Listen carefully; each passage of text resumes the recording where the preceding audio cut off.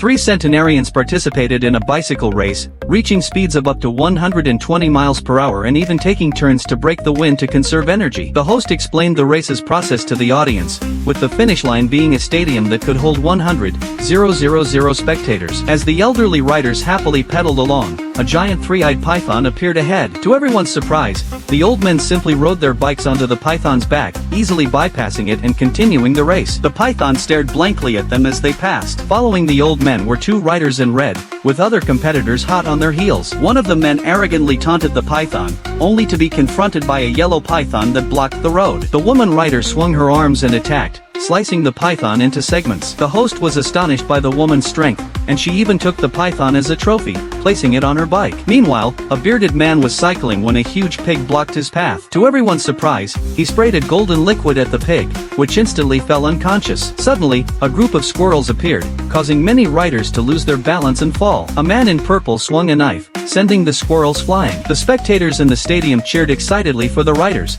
and the screens displayed each competitor's performance. The men discussed not seeing their teammate, who was still on his way. The young rider's package was so large that it significantly slowed him down. Other competitors had already knocked out the wild animals along the route and were sprinting at full speed. Suddenly, a devilish presence was felt from behind. It turned out to be a red-faced man leading the young rider, quickly overtaking the main group. The young rider's mouth dropped open in shock, and the audience cheered him on. His teammates were also impressed by his performance. The first group of 3 old men maintained a significant lead, now switching to running with such speed that their legs blurred. The host was preparing to announce the top 3 finishers as the old men sprinted to secure first place. Suddenly, the old men were distracted by a voice from behind. It was the red-faced man, pulling the young rider across the finish line at an incredible speed. The audience was stunned by their velocity, and the young rider, overwhelmed by the speed, had already fainted.